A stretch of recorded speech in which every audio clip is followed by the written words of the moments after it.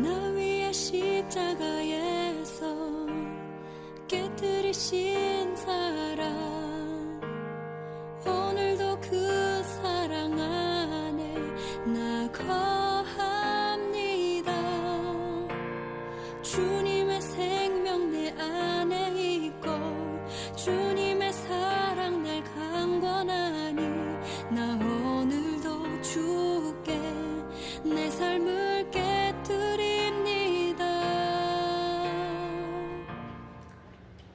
부활 후 두 번째 주일날 우리가 부활신앙을 또 함께 다시 한번 말씀을 나누면서 우리는 십자가뿐만 아니라 십자가의 의미도 중요하지만 부활신앙의 의미가 무엇보다도 중요하다 하는 것입니다. 예수님께서 부자와 거지 나사로 이야기를 말씀을 해주셨습니다. 그런데 부자에게는 이름이 없습니다. 왜 이름이 없는가? 그 사람에게는, 그 부자에게는 부유한 재산, 재물이 전부였기 때문이라는 것이죠. 그 부자의 정체성은 부와 권력이 중심이 된 것입니다. 그 부라는 이 세상의 물질, 이걸 빼버리면 그는 아무것도 없는 존재다라고 하나님 앞에서 계산되어진 것입니다. 그러나 반대로 나사로의 삶에서는 가난과 힘든 시간들이 있었습니다. 그러나 분명히 그는 하나님을 향한 신앙이 있었고 덕에 선한 삶을 살았을 것입니다. 힘든 것 때문에 오히려 하나님께 떠밀려 자기 자신의 실상을 보게 되고 하나님을 의지하고 믿는 사람이 되었다 하는 것입니다. 우리가 이 말씀을 통해서 알 수 있는 것은 바로 하나님을 믿지 않으면 모든 좋은 것은 오히려 우리에게 속박이 될 수도 있고 실망을 더 크게 가져다 주기도 하고 오히려 덫으로 변하게 되기도 한다는 것입니다. 우리는 하나님의 형상대로 지음 받았습니다. 그리고 하나님의 형상을 따라 지어졌기 때문에 그 창조되어진 목적에 맞게끔 우리는 살아야 그것이 가장 행복한 길이요 축복의 길이다라고 하는 것입니다. 하나님의 형상대로 지음받았기 때문에 하나님의 영광을 우리는 대면하고 그 빛을 반사하여서 거울처럼 창조된 이 세상 가운데에서 하나님을 예배하며 하나님을 기뻐하며 주님을 섬기면서 하나님을 닮아가는 삶을 살아야 된다 하는 것입니다. 그러면 우리 이 땅 가운데서 어떤 많은 큰 일을 업적을 일으키는 것과 남기는 것과 많은 것을 소유하는 것, 이런 것은 일단은 두 번째 2차적인 문제입니다. 중요한 것은 내가 하나님 앞에서 어떤 사람으로 변화되어지고 주님을 닮아가느냐 하는 것입니다. 그렇게 된다면은 모든 좋은 것들도 하나님 없으면 그것이 오히려 저주가 됩니다. 반대로 내가 하나님 안에서 믿음으로 잘 변화되어진 믿음의 사람이 된다면 힘든 것들 가운데서도 오히려 하나님을 믿으면 겉으로 보기에는 힘들고 저주 같은 그런 모습이지만 오히려 진정한 복이 된다라고 하는 것입니다. 하나님을 믿는 믿음으로 모든 것을 받으면 힘든 것도 최고의 것이 될 수 있기 때문이다 하는 것이죠. 예수님께서 산상수훈에서 말씀을 하십니다. 마태복음 5장 3절 말씀을 보면은 심령이 가난한 자는, 다 아시는 말씀이죠. 복이 있나니 천국이 저희 것이니. 제자들에게 특별히 주님께서 말씀하시는 첫 번째 말씀에 해당되는 것입니다. 대중 무리들을 향하여서는 회개하라 천국이 가까웠느니라 라고 말씀하시지만 마태복음 4장에서 마태복음 5장에서는 제자들에게 특별히 산 위에서 특별히 하시는 말씀, 제자들에게 첫 번째로 하신 말씀이 무엇입니까? 가난한 것이 오히려 더 복이다. 그리고 그러한 사람에게 천국, 하나님의 것이 소유가 될 것이다 라고 말씀을 하고 있습니다. 예수님이 제자들에게 첫 번째로 지목하신 최고의 것은 하나님 나라 천국을 소유하는 것이다. 물론 우리가 죽어서 천국 가는 것이 주님의 예비되어 주신 가장 귀한 축복입니다. 그러나 이 땅 가운데에서 하나님의 나라를 우리가 소유하고 경험하는 것이 진짜 축복이다라고 말씀을 하고 있습니다.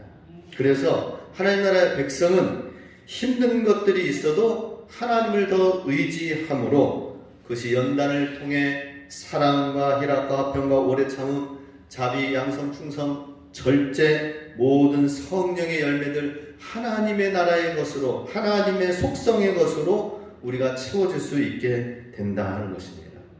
이것을 가지고 있는 사람이 진짜 최고의 축복을 받는 사람이다.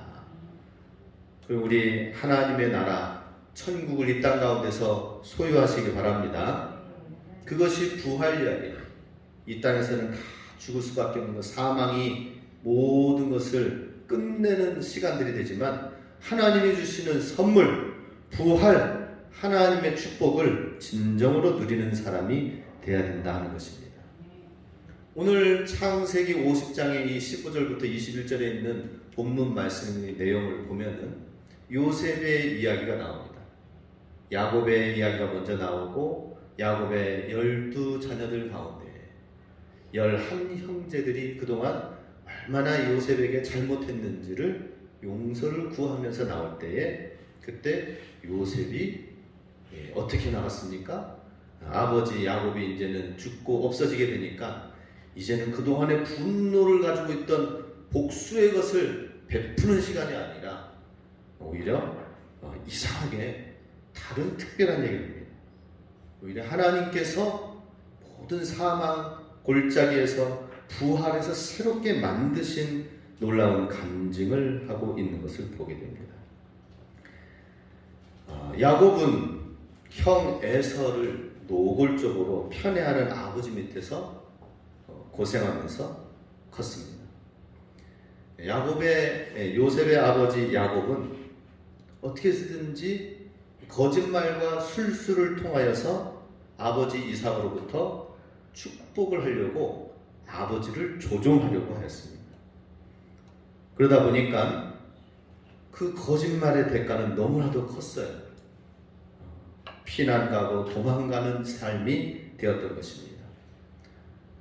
그 가정은 사실은 이삭이 에서를 노골적으로 편애하는 가정의 분위기 환경 속에서 자라난 것에서 어떻게 해서든지 고육지체 야곱이 아버지의 축복을 받으려고 하는 그런 거짓말, 인간적인 방법을 쓰는 것에서부터 문제가 생겼던 것입니다. 나중에 이 야곱도 가정을 이루어서 12자녀를 얻게 되죠. 그런데 이상하죠. 본인도 편애하는 아버지 이삭의 에서 형을 더 챙기고 활달하고 쾌활하고 힘있고 사냥도 잘하는 형 에서를 너무나도 편애하니까 그게 싫어서 꾸며가지고 축복을 가로채고 그러기도 했는데 결국에는 자기도 자녀들을 낳고 편애하는 것을 보게 됩니다. 요셉을 더 다른 형제들이 시기하기까지 하게 되면서 그 형제들의 시기함으로 말미암아 요셉도 팔려가게 됩니다. 노예로 팔려가게 되고 감옥에까지 떨어지게 되는 것을 보게 됩니다. 그런 가정 속에서 지내면서 결국에는 시기함에 팔려져서 요셉의 인생은 완전히 끝난 것처럼 보입니다. 그런데 감옥 깊은 곳에까지 내려간 그 순간부터 이제 하나님이 일하기 시작하는 것을 보게 됩니다. 그것이 시편 기자가 요셉의 생애를 보니까 이러한 놀라운 사실을 발견한 거예요. 시편 105편 17절에서 20절 말씀 같이 읽습니다. 그가 한 사람을 앞서 보내셨으며 요셉이 종으로 팔렸도다. 그의 발은 착고를 차고 그의 몸은 쇠사슬에 매였으니 곧 여호와의 말씀이 응할 때까지라. 그의 말씀이 그를 단련하였도다. 왕이 사람을 보내어 그를 석방하며 뭇 백성의 통치자가 그를 자유롭게 하였도다.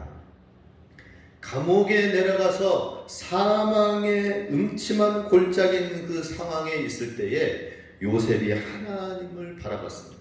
하나님의 말씀으로 요셉이 단련되었다고 19절에는 말씀하고 있죠. 그죠? 여호와의 말씀이 응할 때까지 그렇게 쇠사슬의 착고에 매여 있게 되었다는 것이죠. 여기서 우리가 정말 중요한 말씀은 무엇이냐면 하나님을 믿긴 믿되 왜 하나님이 내게 가장 좋은 것으로 주시지 않지?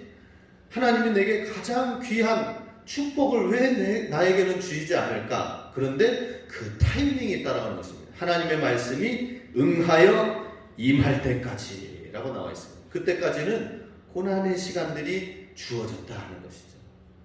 그러나 그의 말씀이 그를 단련하고 새롭게 되어지는 그 순간에 하나님이 이제는 그 누구도 막지 못하는 비상하는 시간들이 쫙 날아오릅니다. 어디까지 날아올라요? 이 가나안 땅에서 최고 지도자 되는 것도 엄청난데 애굽의 그때 당시에 오늘날로 말하자면 미국에서의 최고 대통령 다음에 국무총리의 자리를 요셉이 차지하게 되는 것을 보게 됩니다. 대단하죠? 전 세상을 아우르는 그러한 사람이 되었다 하는 것입니다. 예수님께서는 우리를 위해서 십자가에 못 박혀 정말 사망의 음부에까지 내려갔지만 하나님이 높여주십니다. 우리도 하나님이 높여주시는 믿음의 사람, 말씀의 사람이 되시기 바랍니다. 우리는 하나님이 높여주시면 그 누구도 막을 길이 없어요. 하나님이 높여주시면 정말 엄청나요. 우리 저 뒤에 있는 일어나라 빛을 발하라 구름 뒤에 막 빛이 쫙 펼쳐지는 현수막 사진이 있죠. 저는 늘 보면서 하나님의 영광이 이곳에 임하여서 비춰주심으로 하나님이 들어 사용하신다면은 정말 막을 사람이 없다라고 하는 것입니다. 그것이 바로 죽음 이후에 부활의 신앙, 부활의 모습이 요셉에게 재현되어졌다 하는 것입니다. 이렇게 높이 되어진 데에는 그냥 하나님이 높이신 것만이 아니라 요셉이 말씀으로 단련되어졌기 때문이다 라고 말씀하고 있어요.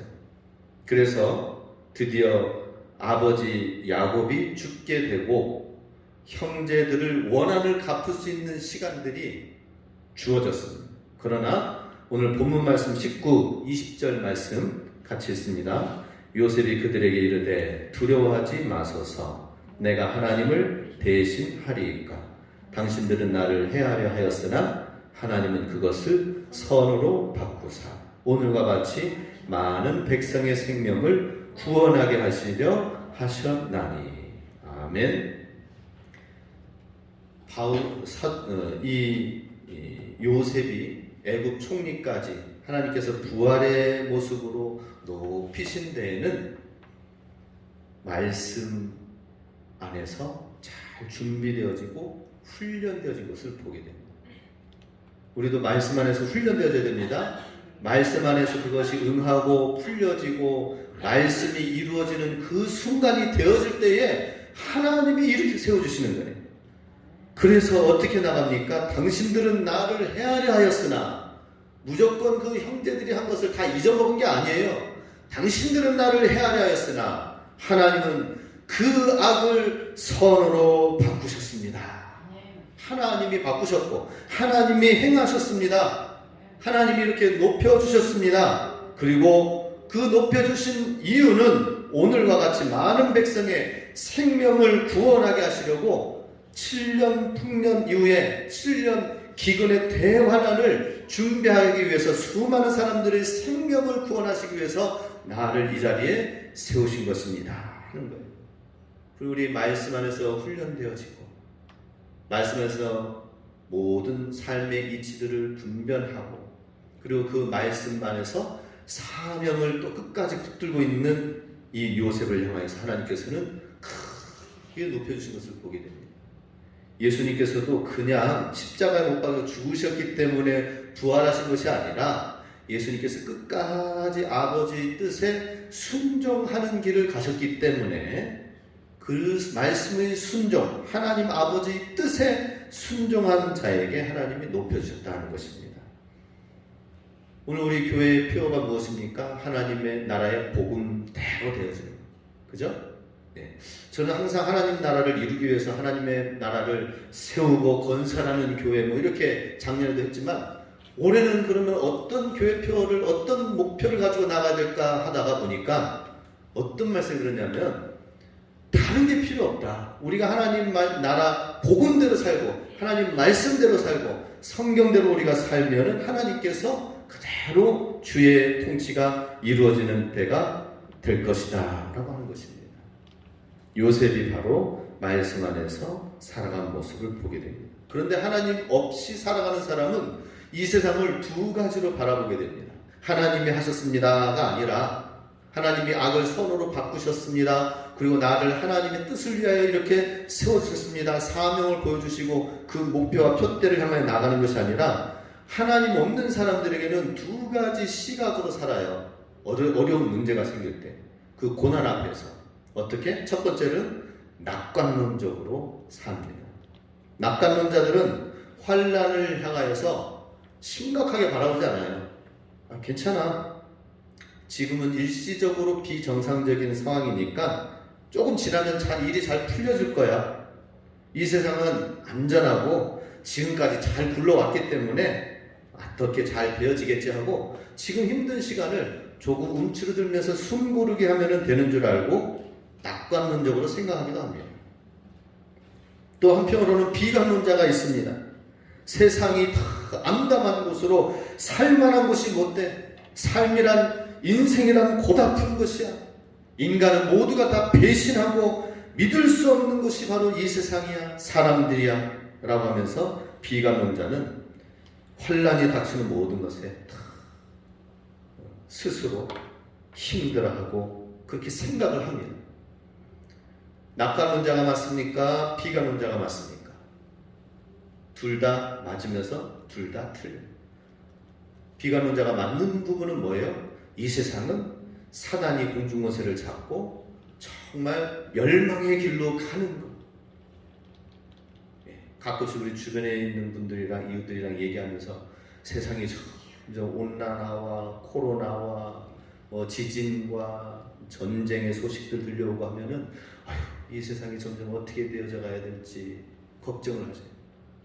저는 제 생각에는 이게 마땅한 거거든요. 마지막 역사가 점점 멸망의 길로 가면서 하나님의 나라가 세워지는 게 정상적인 거예요. 그런 가운데서 우리는 그냥 일시적으로 그냥 괜찮아지겠지 하면서 낙관론자의 생각이 아니라 그럼에도 불구하고 하나님께서는 우리를 하나님을 향한 우리의 시선을 고정하고 말씀을 붙들고 나아가면은 하나님께서 그 가운데서 주님을 믿는 자들을 주의 교회를 일으켜 세워주신다 하는 것입니다. 그래서 이 사실을 나중에 야곱도 평생에 살면서 깨달은 것이 있었습니다. 마지막 야곱이 하나님 앞에 나아가기에 앞서서 자녀들을 축복을 해줍니다. 그런데 요셉도 두 자녀를 축복을 받기 위해서 왔어요. 원래는 12아들들을 축복해줬습니다. 요셉 차례가 되어서 요셉에게 축복을 해줬더니 요셉은 그의 자녀들 에브라임과 므낫세와 에브라임을 축복을 받기 위해서 또 자녀들까지 데리고 온 거예요.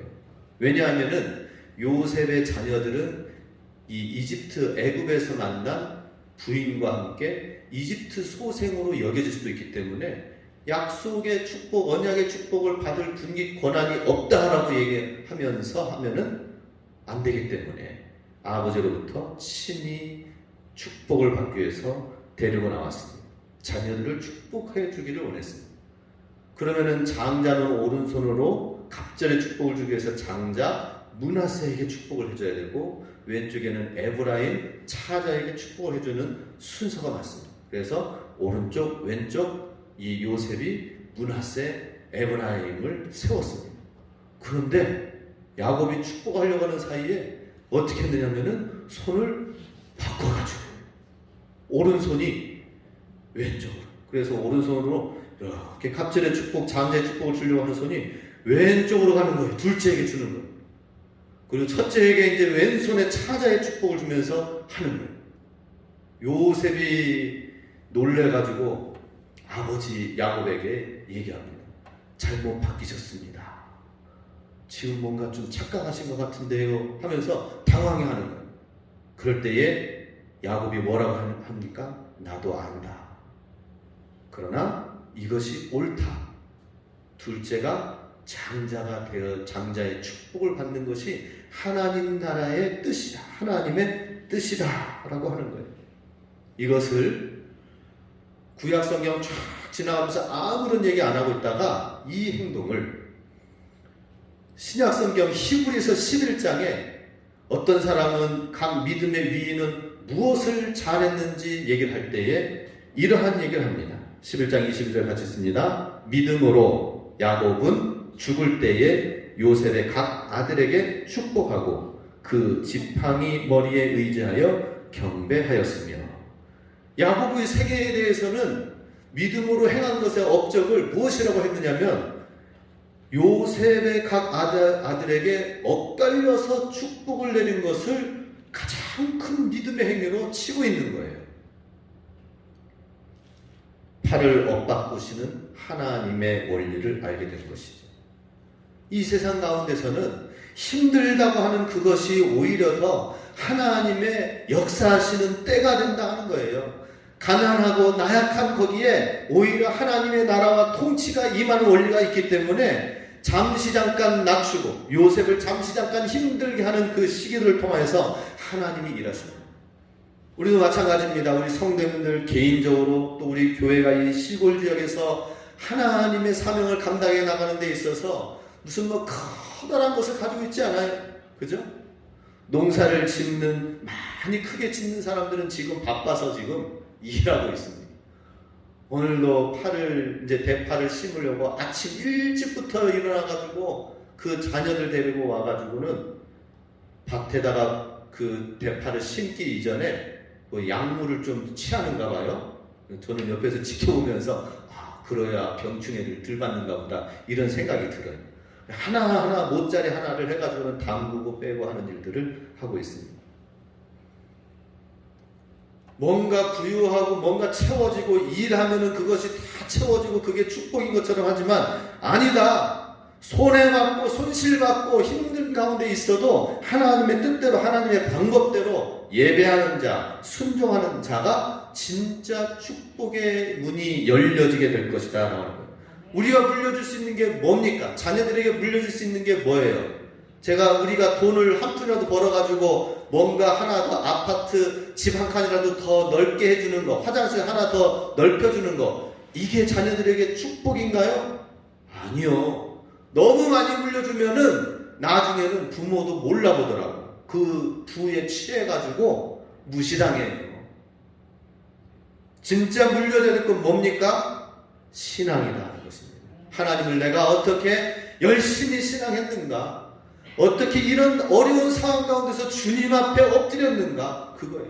오늘날 간증하시는 분들 보면은 그 어려운 시기에 그 부모님의 신앙을 잘 지켜본 사람들이 나중에는 그 부모님의 기도를 따라 말씀을 따라 떠나지 아니하고 주의 뜻 안에 거했더니 주님이 일하시는 놀라운 축복을 경험하게 되는 것을 보게 됩니다. 우리 모두가 다 이 부활의 법칙, 주님 말씀 십자가 따라 순종하며 나갈 때 하나님이 일으켜 주시는 놀라운 은혜. 마지막으로 이제 말씀을 드릴 부분은 이제 바울의 이야기를 잠깐 하고 마치고자 합니다. 바울은 이 부활의 소식을 직접 듣고 부활하신 예수님으로 인하여서 그 혈기등등한 이 사람이 변화되어졌죠. 다메섹 도상에서 부활하신 예수님을 직접 만났어요. 그리고 부활의 신앙이 무엇인지를 가는 교회마다 복음을 전하되 부활의 복음을 전하는 것을 보게 됩니다. 고린도후서 1장 8절 9절 같이 있습니다. 형제들아, 우리가 아시아에서 당한 환난을 너희가 모르기를 원하지 아니하노니 힘에 겹도록 심한 고난을 당하여 살 소망까지 끊어지고 우리는 우리 자신이 사형 선고를 당하여 살 소망까지 끊어지고 우리는 우리 자신이 사형 선고를 받은 줄 알았으니 이는 우리로 자기를 의지하지 말고 오직 죽은 자를 다시 살리시는 하나님만 의지하게 하심이라. 환난과 어려운 가운데 있는 모든 것은 그 앞에서 정말 사형 선고 받는 것까지 죽을 것처럼 되어지는 거예요.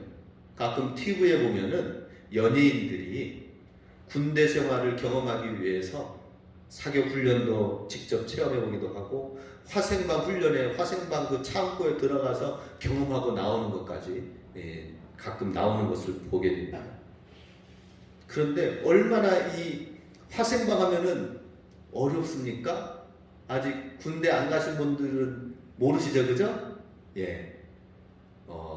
얘기로는 들으셨을 거예요. 저도 화생방 체험을 해봤습니다. 왜 체험을 하느냐? 북한이 먼저 쳐들어오기 이전에 뭐 로켓, 탄 이걸 하기 이전에 우선적으로 생화학한 가스를 먼저 다 쏘아서 보냅니다. 그런 사람들이 움직여서 총알로 탄으로 맞기 이전에 가스로 인해서 다 쓰러져 죽도록 만들어 놓고 와서 무기라든지 뭐라든지 다 걷어가는 거예요.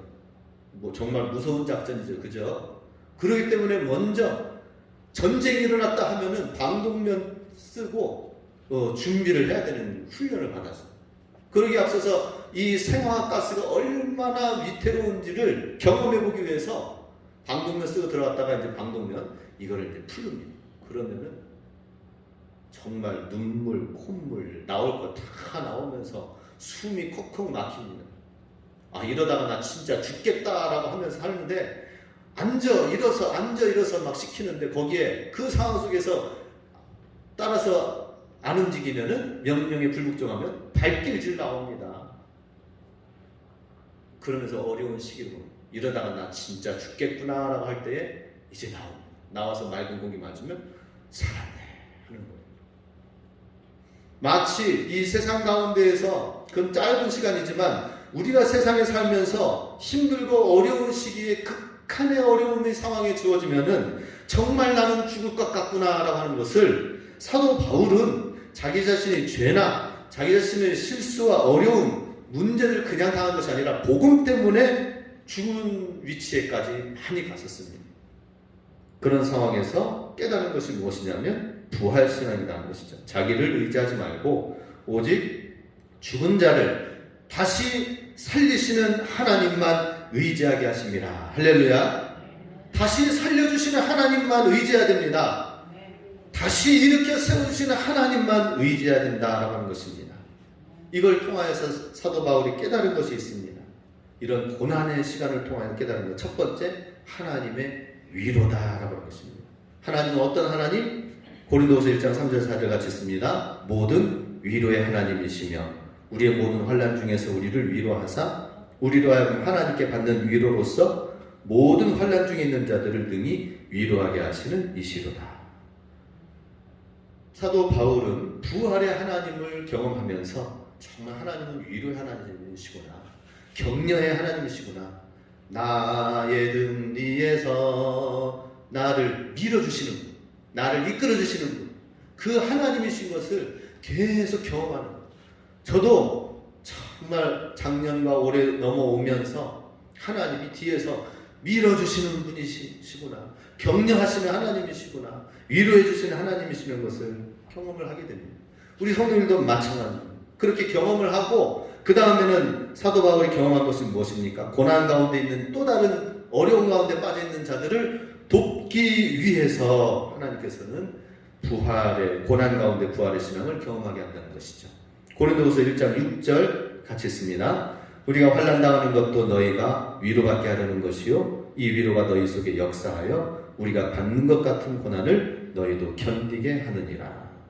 내가 위로의 하나님으로 충만하게 되어지고 그 다음에 또 다른 환난당하는 사람에게 위로를 주는 자, 격려하는 자, 힘으로 이끄는 자가 되도록 하기 위해서 우리에게 이 고난과 부활의 승리를 우리에게 허락하신다는 것입니다. 우리 모든 성도님들 위로의 하나님을 경험하시기 바랍니다. 그리고 또 다른 사람을 일으켜 세워줄 수 있어야 돼요.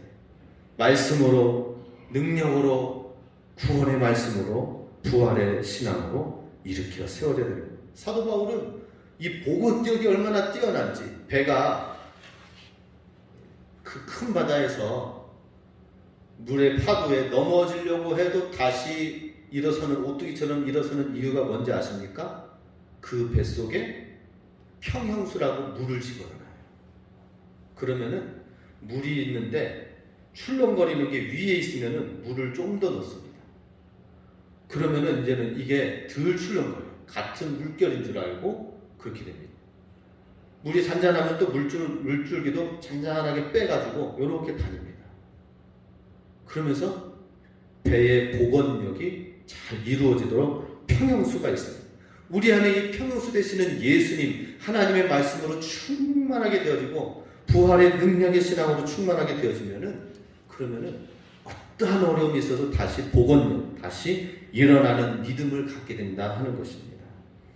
마지막으로 고린도후서 4장 16절에서 18절 같이 있습니다. 그러므로 우리가 낙심하지 아니하노니 우리의 겉사람은 낡아지나 우리의 속사람은 날로 새로워지도다. 우리가 잠시 받는 환난에 경한 것이 지극히 크고 영원한 영광에 중한 것을 우리에게 이루게 함이니 우리가 주목하는 것은 보이는 것이 아니요 보이지 않는 것이니 보이는 것은 잠깐이요 보이지 않는 것은 영원함이라. 아멘. 우리 고난을 통하여서 또한 우리 삶 가운데 있는 모든 상황 속에서 예수님만 보이지 않는 예수님, 눈에 보이지 않는 하나님의 영원한 진리의 말씀을 우리가 보고 나가야 돼요. 많은 믿음의 사람들이, 신앙을 하고 있는 교인들이 실수하는 게 뭐냐면 보이지 않는 하나님의 말씀, 보이지 않는 하나님의 능력은 믿지 않고 그냥 보이는 성전에만 왔다가 가는 거예요. 우리 성전도 정말 아름답게 꾸미고 가꿔야 됩니다. 그러나 정말 하나님의 말씀이 주옥 같은 하나님의 말씀, 보석 같은 하나님의 말씀, 정금 같은 하나님의 말씀을 우리가 소유해야 될 줄로 믿습니다.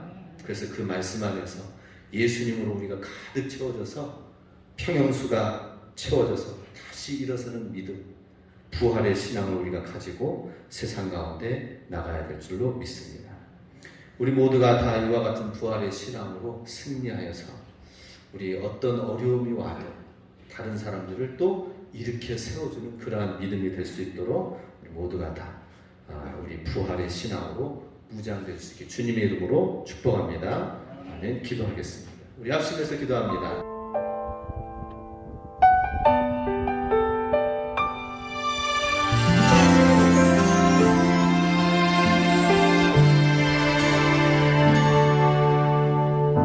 주님만을 찬양하며 경배하는 이 시간, 그 어떤 것도 끊을 수 없는 사랑 찬양합니다. 주님만을 찬양하며 경배하는 이 시간, 그 어떤 것도 끊을 수 없는 사랑 찬양합니다.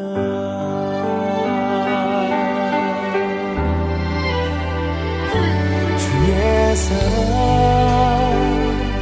날 감싸며 그의 생명 나를 살리셔.